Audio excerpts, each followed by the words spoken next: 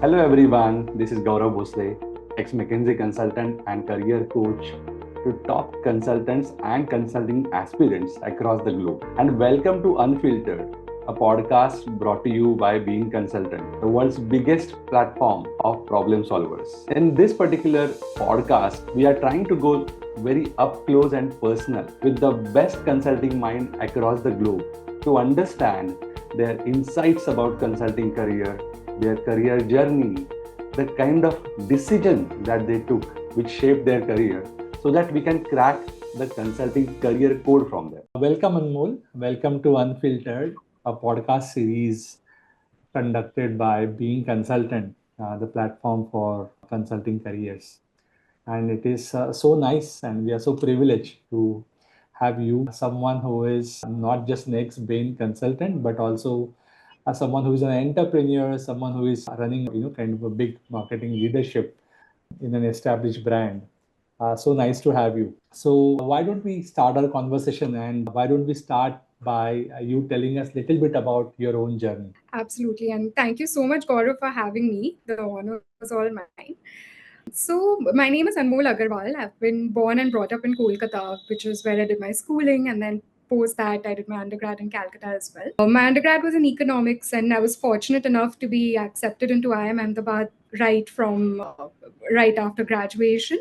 So that is Mhm. where I went. And in my first year of IMA itself, I managed to get an internship with Bain and Company, Okay. which got converted into a pre-placement offer. So in my second year of IMA, I knew that Bain was the company that I was going to join at the end of my MBA, which is what I did. And so having joined Bain at 2018, I worked there until the end of 2020. So throughout the whole COVID scare and, working from home, that transition, I was with Bain during that time.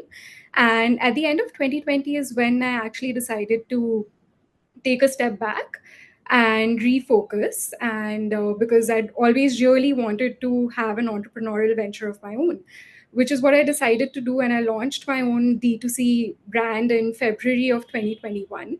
It was a brand based on the food industry, focusing on products for healthy snacking. And again, I ran that brand for like a year until Mhm. March of 2022, when unfortunately I had to shut it down because of personal reasons. It was around the same time that I transitioned to my current role, that of heading marketing at my family business, which is Lotus Diagnostics Center based out of Bangalore. So that's a brief overview of what my career has been like. And speaking about consulting in particular, while I was at Bain, a lot of my work was focused on due diligence projects with the P ring fence team within Bain. And apart from that, I did a lot of strategy cases, again, focused on health, funnily enough, focused on healthcare and IT services. Okay. Okay. Interesting. Interesting. So right out of MBA, you got into Bain, right? Which is probably, I mean, the highest amount of percentage of people who join MBBs, they do come out of MBA, right? So MBA is the biggest feeder. However, just wanted to pick your brain on something, right? A lot of time, what we see, and tell me if you also agree on this or not, yeah. People jump into consulting literally blindly, yeah. Sometimes it's a herd mentality, yeah. What's been your observation and what is it that triggered you to join consulting? Was there a thought, thorough, kind of a decision making on that? How did consulting happen to you? So I fully agree with you, Gaurav, about the herd mentality aspect of things, because that is where I felt, to be very honest, because I was a fresher going from undergrad straight to IMA. Honestly, I had no idea what consulting even meant. And Okay. I saw all my peers and I saw how they were really excited about consulting. And that made me think that, okay, maybe this is a very interesting career option that I should consider. And Okay. not until my first day at Bain did I know what the actual work involved in consulting is. So I fully fell into the groupthink mentality and, going along with the flow. Coming from an economics background, because my undergraduation was in economics, I did think that finance would also be like a natural next step for me in terms of career. So it's not like I entered IMA and immediately I was like, no, consulting is the thing that I want to do. It wasn't that. I did consider and evaluate finance as a career step as well. But what eventually made me sway towards consulting was very honestly the peer group that I could see. Like, I had seniors within IMA who had interned at Bain, and they were just so relatable to me. They were the kind of people who I aspired to be. They were smart, they were well spoken, they were interesting, and they were the kind of colleagues that I could imagine myself working with. And throughout the interview process, of course, my seniors coached me, and even the people from within Bain, McKinsey, and BCG, like all three companies come to our campus, and I interacted with representatives from all of them. And everyone I interacted with, just the people there seemed so relatable and inspirational, both at the same time to me. And that's really what swayed my decision towards that, because I could see how holistically the people, the consultants, how holistically well developed they were. And I wanted to be in that position, and I wanted to work with colleagues who could impart some of their that particular aspect of their personalities to me. So that is what finally swayed my decision. Okay, okay. So there was this decision that was made after you interacted with ex-consultant. You saw those peers. Great.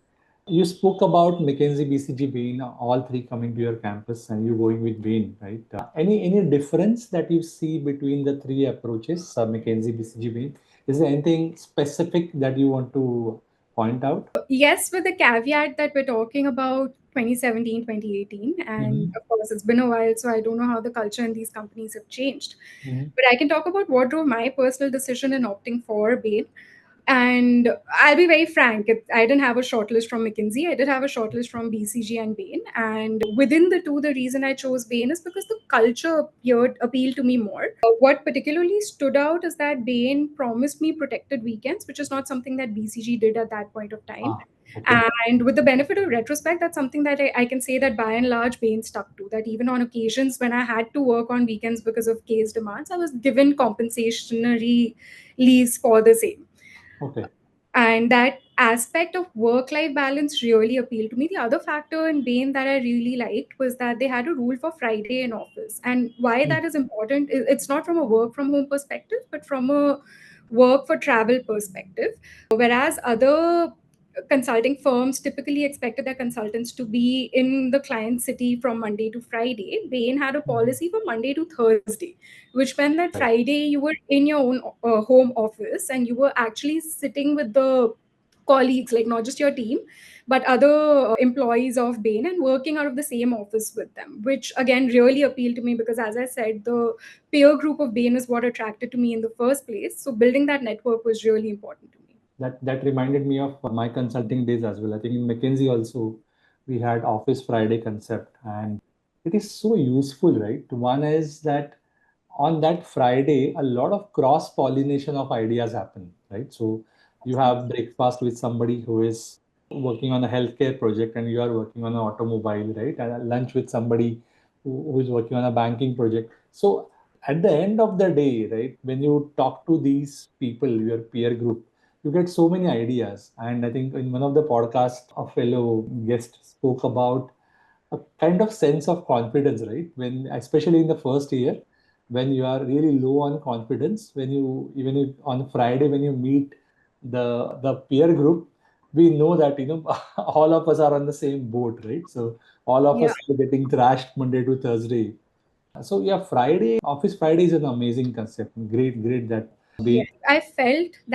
I felt how important it was once COVID happened, because obviously all of us were isolated, and I could feel the culture of the firm changing. I was with Bain for like 6 months after COVID happened, and there was just so much change, so much, there was something missing, because that Friday in Mm, office wasn't there, and there wasn't that interaction I had with people outside of my team. I mhm. could feel that part of the culture being missing. Absolutely, absolutely. And so you had some expectation about consulting going into Bain. When you joined, right? Did you find consulting the way you had dreamt of, or were there any shockers? Did you soft land? Did you crash land? How were the first, let's say, 100 days? I would say a mix of both. So the soft landing part of it was probably because I had done an internship at Bain, and Bain treats its interns really well. Like, we're treated supremely well. We're made to stay in the best hotels and, chauffeured here and there. So because I had that experience, I kind of knew what I was getting into finally when I did join Bain. So that softened the blow a little bit. But I think where I kind of crash landed was that I expected that, the day I will join, I will be getting these very senior leadership projects, and I'll be talking to senior clients face to face, and I'll be actually making a difference right from day one. That doesn't happen. You do make a difference, but the role that you do is to start off with much smaller, and to put it softly, you do a lot of grunt work, right? Like, a lot of my day would just go in doing secondary research or talking to experts, and doing a lot of the back end work without a lot of front end client facing work. That was a little bit jarring for me. Of course, that client facing work develops over time, but when you're right, coming out of an MBA with so much energy, so much enthusiasm, and you're suddenly Right. relegated to the position of an analyst, that kind of hurts. Yeah. Tell us a little bit more about it. I'm sure this will resonate with almost 60-70% of our viewer group, because a lot of people, when they visualize joining consulting, they visualize that top floor corner office and sitting in front of the CEO and really advising the CEO about how he should be or he should not be doing things, right? So tell us that progression, right? So how did that feel? It was very humbling. Like, the team structure, usually a new joinee is right at the bottom of the rung. Like, my biggest responsibility in a day was ordering food for the team. And when I think back about the work that I did then, I think a lot of it could actually be done by Chat GPT. Like, if I had Chat GPT now, I could just like save so much time in a day, because that's basically what I was doing. Like, I would be staring at a slide for hours, shifting a box from here to here, changing the font size, changing the colors, because my supervisor would be expecting something very particular, and my job would be to please my supervisor, because none of the work that I was doing at that point of time was very client facing. And of course, this really depends on what kind of case you are put on as well. I had peers who were put on case teams working in, like, say, strategy or growth, in which even at a very junior level you get assigned a client map, but even there your main work is to extract the data from the client map. You're Right. not really building a very meaningful, generally you're not building a very meaningful client relationship at that stage. Okay. And when did the piece of work which is client facing started falling in your plate? That happened more maybe towards the end of my first year, again because of the nature of the cases that I was in. A lot of my initial cases were due diligence work, Mhm. and in due diligence, client facing, like, the client doesn't exist. It's just the VC or the PE who's looking to invest, and those conversations happen at a much much higher level. Like, people who've been in Bain for maybe 7-8 years are the people who'll be kind of having meaningful client Mm. facing conversations then. And in due diligence, my work was mainly data analysis. But once I was put on a strategy case with a corporate, yes, I did develop a meaningful client map. Mm. And it was very very enriching, because you get to learn so much from a person who's a client map. At that level is typically a person who's in a leadership position within their organization, and they've climbed up the ladders. So, like, in my case, my first client map was a good 10-15 years more experience than I was. Mm. And while I had a very specific mandate in my interactions with that person, but there was also so much that I got to learn from them. Absolutely. Absolutely. Great. A lot of times we talk about how to prepare for consulting interviews, right? My question is, now looking back, do you think can candidates prepare for consulting career? Sure, I think, let me just make sure I understand your question correctly. Basically, you're saying, apart from just preparing for the interviews, how does one prepare for, The job. how does, Yeah. that's a very very interesting question. I think the way to look at it is, what are the key aspects of your role within a consulting company, right? Number one, and the most important one, is problem solving. How are you when you're faced with an analytical problem or a business question? What is the, it's like, it's not important to always get the answer right, but it is important to get the process right. Mm. And how do you actually build that process in your head to solve that problem? I think Mm. that is a skill that can be developed before you start your job, right? And in fact, if you look at how consulting interviews are typically structured, in the Mm. sense that a lot of it revolves around case interviews, this is what they are trying to gauge out of you, whether you are able to think in the right way to problem solve. That's one. The second big aspect is, like we were discussing, client. And to do with client, like what is the skill related to a client facing role is communication. How Mm. are you when it comes to presentation? How are you when it comes to speaking confidently and conveying your thoughts in a concise yet complete manner? Again, that is something that can be done beforehand. And in fact, something that helped me a lot with that was debate. I was very active in my debate teams, both in undergrad and during my MBA, and that really helped build a lot of confidence and communication skills in my behavior, which I could see reflecting finally when I was at Bain, when I had to speak to not just client maps from other companies, but also my supervisors within Bain. The third thing I would say is your like consulting is a very team sport. Mm. It's very important for you to work well with not just your supervisor but other verticals within your team, Mm. and having that teamwork, because a lot of you to interact with, collaborate with your client, your other team members, etc. So building a collaborative attitude right from the beginning is also very important and helpful. Interesting. And I think consulting companies also work in a very peculiar way, right? You think the candidates before joining should also have a good knowledge of how consulting as an organization works. My very personal opinion on this is that consulting is very, very case dependent. Like, Mm. you're talking to me right now, my experience might be completely different from that of one of my peers who's joined and worked at Bain for the same duration that I have.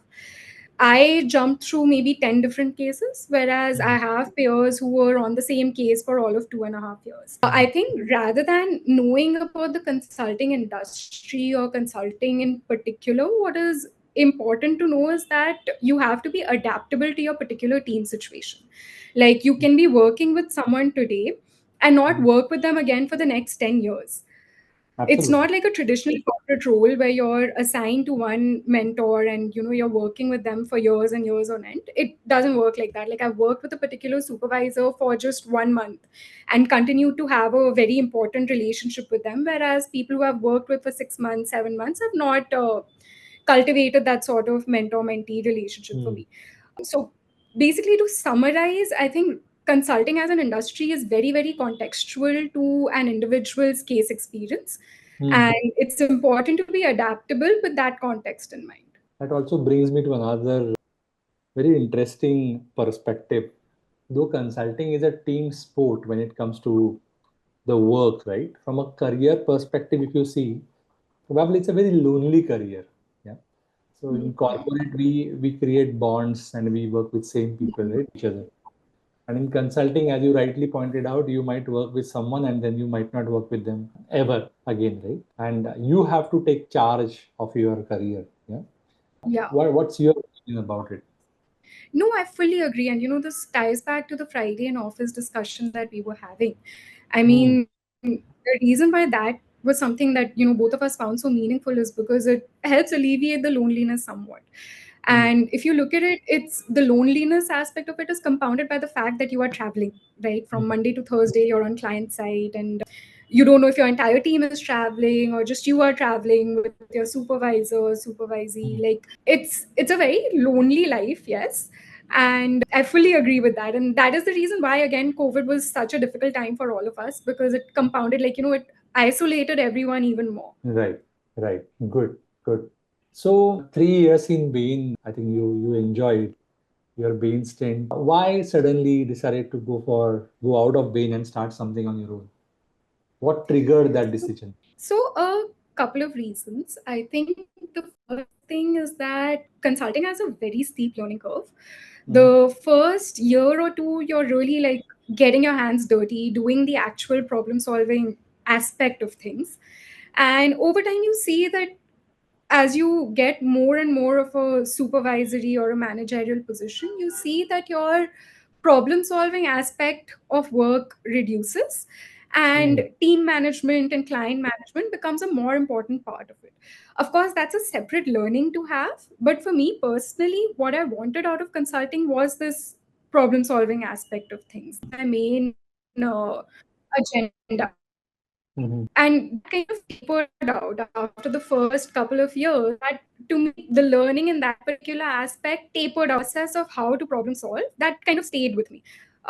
So personal growth was basically the first reason. The second being, as I said, like I come from a family business background, and I always knew that I wanted to start something of my own. And that, of course, and like the idea for the Gominat came to me around that time. So I thought it's the best time to strike now. And why food business? So my family has a history in food, actually. Like even my brother runs a company called the Baklava Box, which is a food company, and it's just to do with family history. And we saw an opportunity that looked promising, so we picked it up. Was there any regret that you left in 3 years?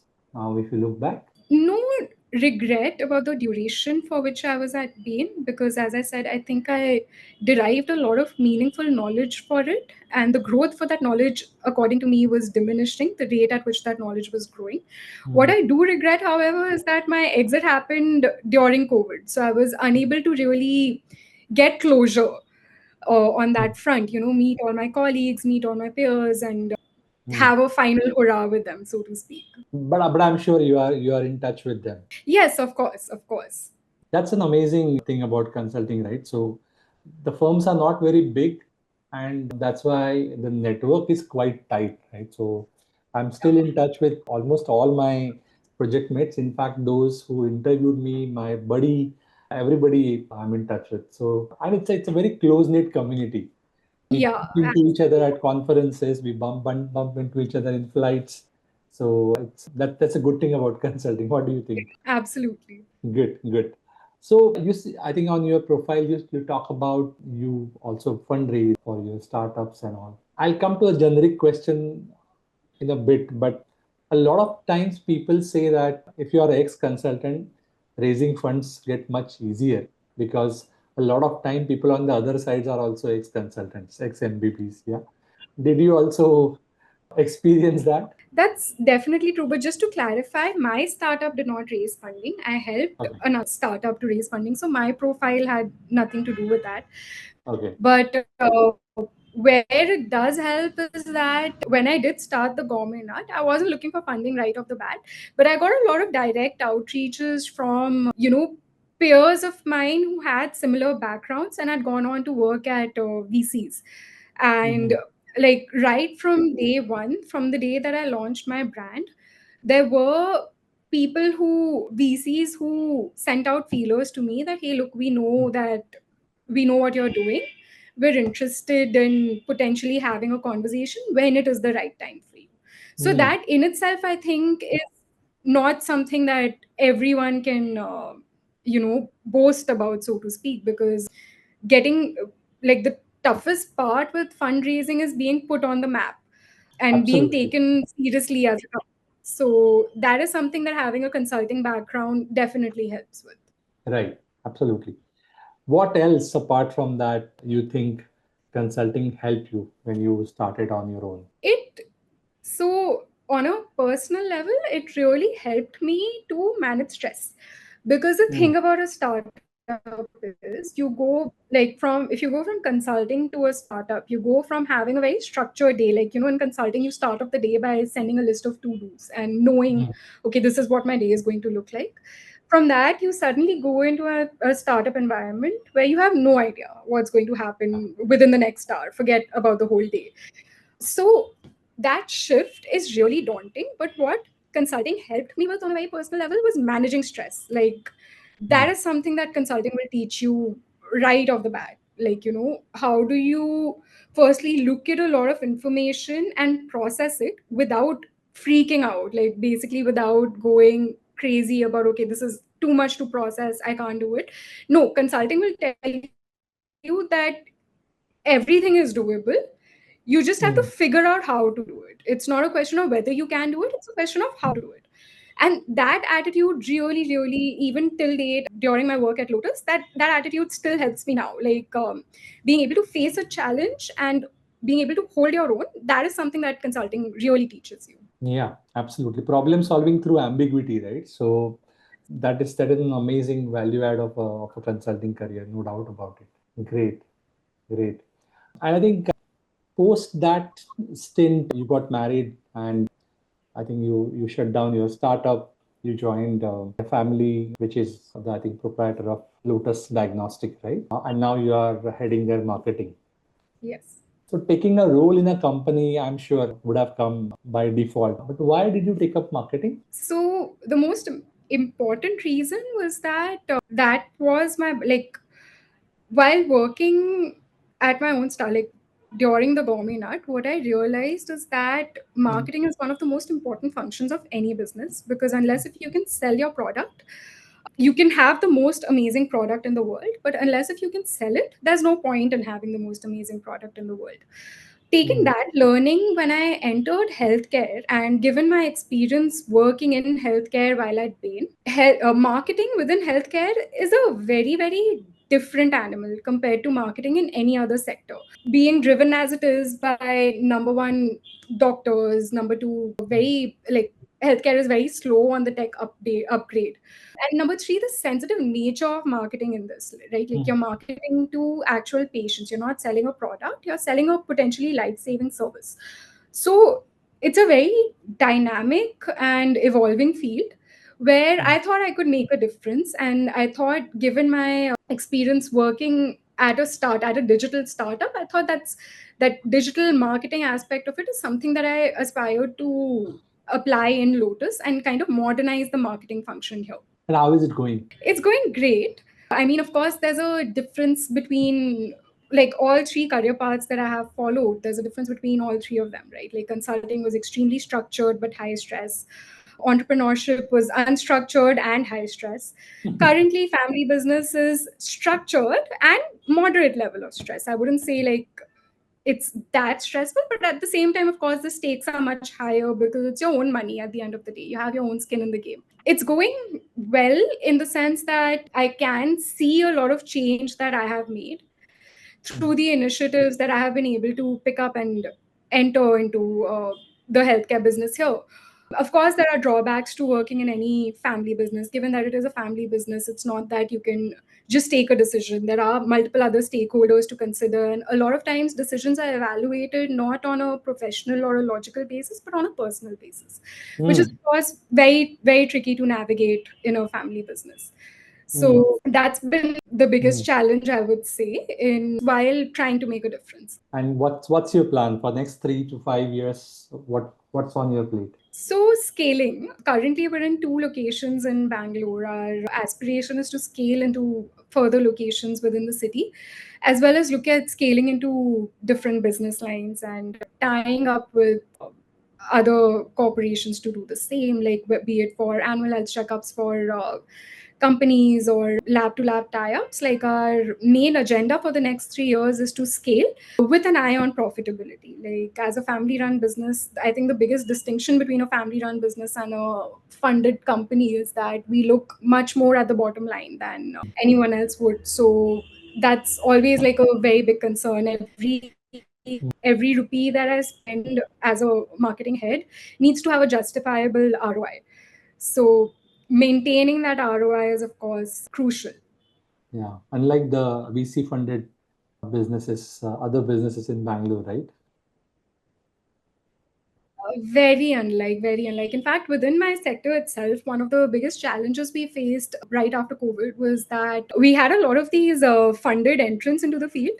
And because they were funded, they were able to ignore the bottom line aspect of it and just go into a price war. Like we saw prices across the sector, like for most of our high volume tests, fall by like 20%, 30%. And, patients would come be like, oh, but you guys are doing it at so much of a higher price than when I can do it from, say, Tata 1mg or something like that, which is like at a much, much higher discount. So yeah, that funded players did change the market a lot for us. I think now the fundraising market itself is pivoting a little bit, wherein that whole euphoria of burning cash to show revenue at the expense of loss. I think that euphoria is dying down a little bit because companies have to some extent, are being held accountable for their marketing spends.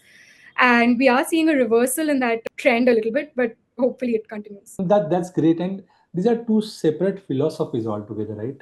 I had my own, kind of a experience of running a funded startup. And I remember one of a very senior mentor, he had gone to take some advice from him. And he point blank asked me a question, Gaurav, what do you want to run? You want to run a dhanda or you want to run a startup, right? If you dhanda and startup are two different approaches, right? In dhanda, you want to make money and feed your family. In startup, you know what is happening, right? So it's a very, very different approach to running business. Uh, Absolutely. great.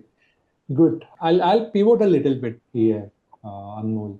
I I'm one of the reason we are talking is because I came in touch with you because of one of the LinkedIn posts that you wrote, and it really went viral. And it's very deep post about your career transitions, etc. And one angle you touched upon on that as is kind of a woman at workplace, right, or in a corporate world.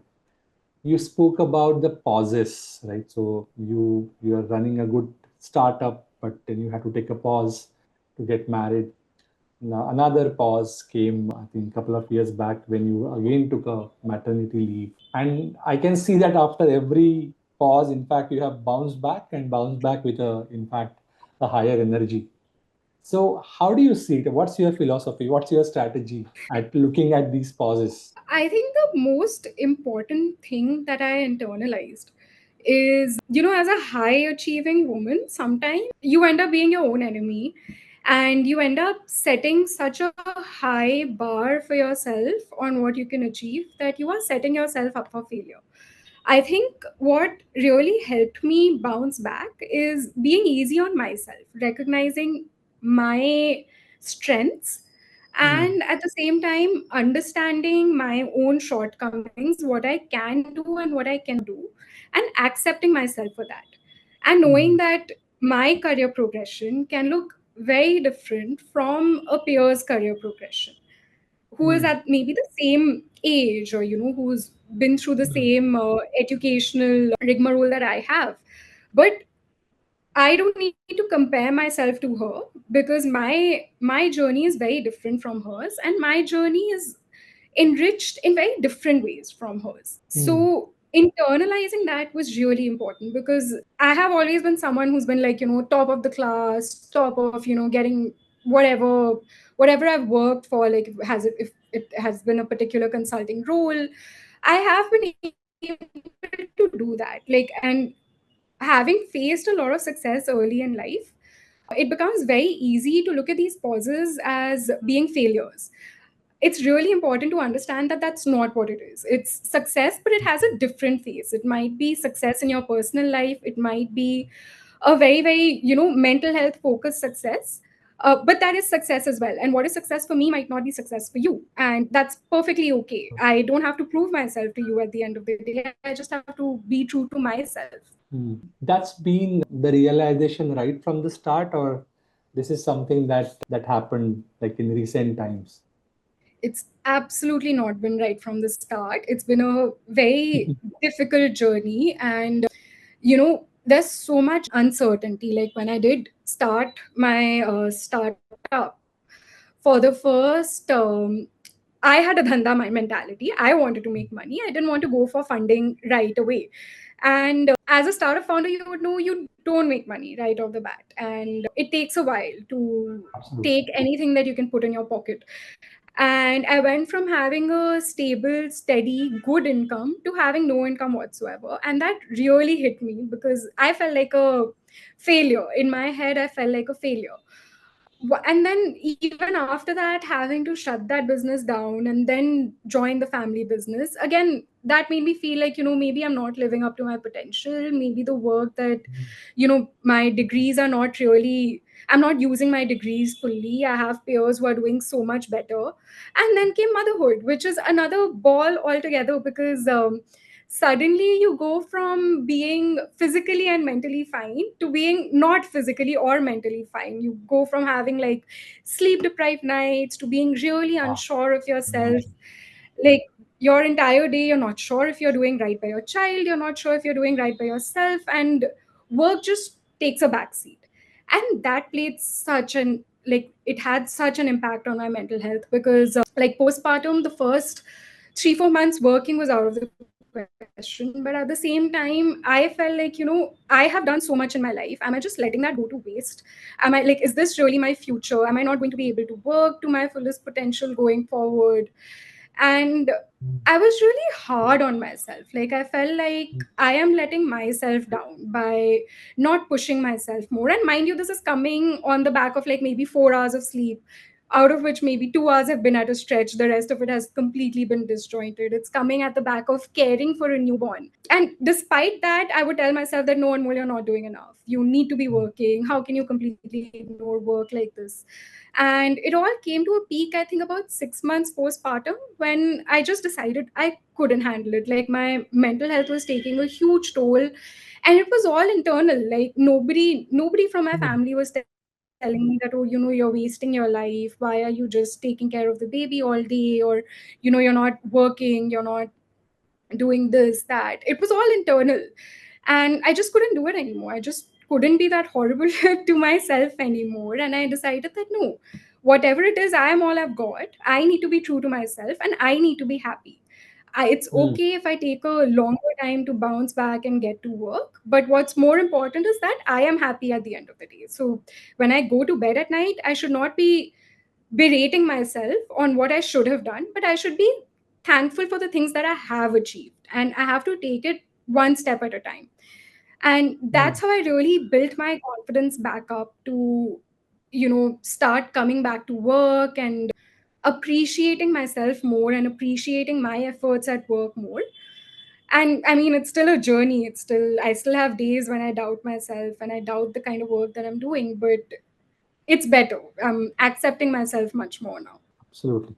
Kudos to you. For others to also benefit, because I also coach a lot of professional consulting or otherwise women professional, very, very high performers and going through similar phases, yeah, for various reasons, sometimes maternity, sometimes some other issues. What helped you to this resolve this in your mind? Did you use any help? Did you use any, are there any tools, self reflection? What exactly, what can help for someone in this situation? So, two things that really helped me. Number one is compartmentalization. When I'm at work, I'm at work. I If I need to, I will switch off my phone, or because if there is an emergency, I can be reached. Like a lot of times, there's no real emergency, it's just an emergency for me.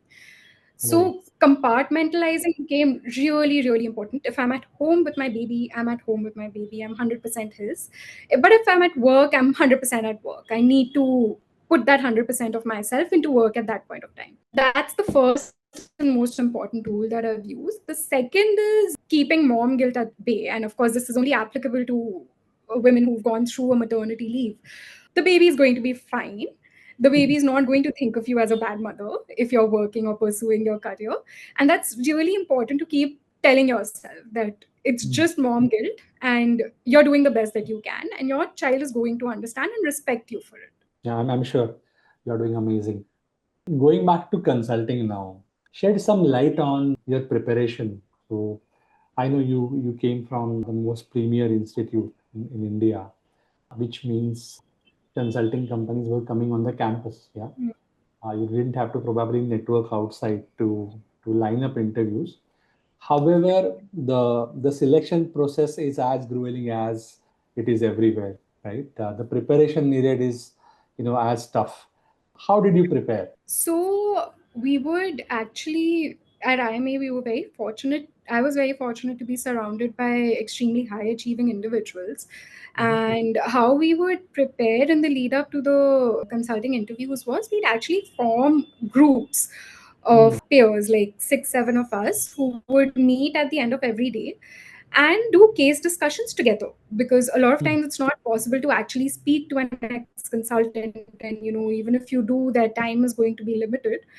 So this was just a more frequent way of practicing case interviews, because both as someone who is taking a mock interview as well as someone who's giving the mock interview, both of you have a lot to learn. That was one. The second thing was tapping into my network within IMA to do as many case interviews with as many different people as possible, with the agenda being that you, at the end of the day, you don't know what kind of interviewer you are going to get. So while having a steady group is helpful in the sense that it emphasized regularity, at the same time, pushing myself to do case interviews with a lot of different people gave me a much wider range of exposure as to what could be expected in an interview. So consistency, variety, both the pedals you pressed. Yes. Great. And what would you be your advice to consulting aspirants, not just from a preparation perspective, but overall, let's expand it to from a career perspective, right? So a lot of our viewers going to be consulting aspirants from across the globe. What's your advice? My biggest advice is confidence is key. Believe in yourself. It's not rocket science. Honestly, consulting is not rocket science. If I can do it, anyone can do it. It's only a question of believing in yourself, believing in your capabilities, and knowing how to think. Like, as I was saying earlier, it is not important to always get the answer right, but what is important is to learn how to get the answer, which is a very learnable skill. Like, it's not that you have to be born with a certain level of pedigree or a certain level of intelligence to be able to do it. It's a very, very learnable skill where you need to know that, okay, if this is the problem that is facing me, these are the three different ways in which I can look at solving it. Inculcating that knowledge that as an individual you can learn how to do it, and being confident about it, I think is key for success, not just at interviews, but during your career at a consulting company. Interesting. Good. So I'll just end our interaction with last question, and unless you have any questions for us, if you have to change one career decision, what would that be?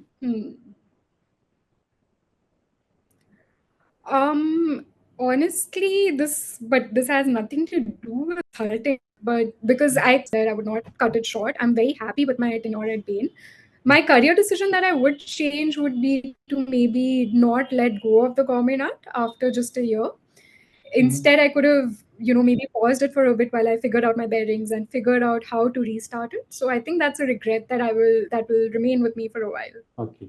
You can think of restarting it at some point of time, isn't it? Either in the same or a different format, yes. Great, great. We generally see that consulting is little bit male dominated, right? So as a woman consultant, how was your experience in consulting? So you're absolutely right. And the male domination becomes more and more the more senior position that you reach at Bain. And that's not obviously not because of any capability difference, but it's because of a lot of priority differences. Like, we see a lot of women leave around the time that I did. And that pyramid just steepens as you go further in the career progression. And the biggest reason for that is, of course, work life balance. I think as women, work life balance for us means something that is unfortunately very different from what it means to a man.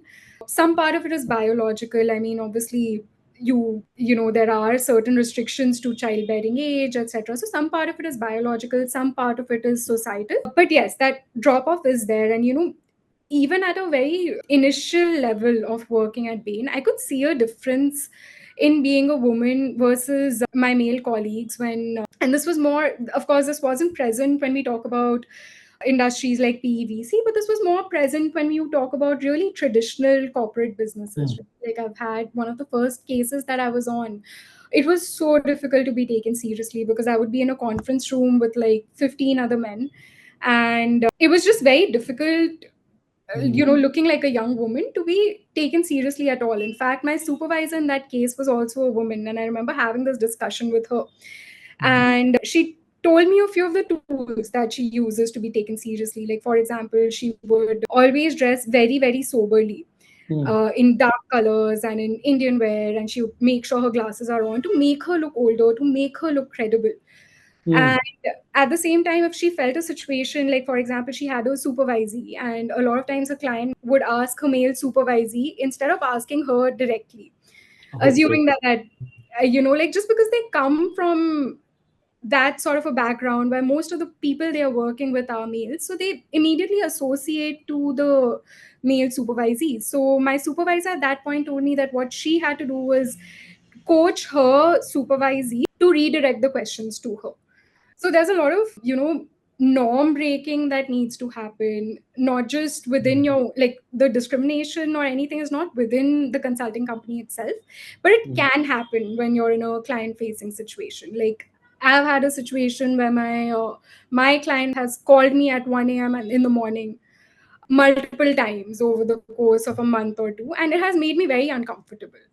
And in that situation, the only thing I could do was raise it to my senior leadership and request that I be recused from the case or something like that. Like, basically, it's a tricky situation. As a woman, you have to learn how to navigate client interactions and to navigate suboptimal situation without compromising your career trajectory. But it's best to be aware about it and be very deliberate about how you're navigating it, rather than living in a blindfold and assuming that it's not happening. It's best to be aware that it's happening and navigate the situation accordingly. Absolutely. I think that's spot on. And I think in one of the earlier interaction when we spoke about this topic, the guest spoke about speaking up, right? So a lot of time we as a consultant or women consultant also think like it is supposed to be like this. Yeah. So they wouldn't raise it. Though in industry, I think generally you will see it's much more conservative, whereas in consulting we follow most of the best practices. So your colleagues would understand. They would try to, kind of normalize the situation. So if, yeah, I mean, raising that voice and ensuring that, that parity is set and there's no kind of disadvantage just because you're a woman consultant. That's very important. Absolutely. Absolutely. Good, good. So that's a very good point. Thanks for raising that question. We will surely add it up to the conversation. Great. So thank you again for your time. And that's a wrap on today's episode of Unfiltered. I hope you liked it. Thanks a lot for tuning in. If you have liked the content, please press like button, subscribe to this podcast, and also share it in your network. And please do comment with your point of views, because we would love to understand your feedback so that we can improve and get you better episodes as we go forward. Also, special thanks to today's guest for dropping so many value bombs candidly and very, very openly. Last but not the least, if you are someone who is working in consulting or a consulting aspirant, do not forget to join Being Consultants WhatsApp community. It is the world's biggest community with more than 2,000 community members from 40 plus different countries helping out each other in their consulting journey. So until I see you next, keep cracking.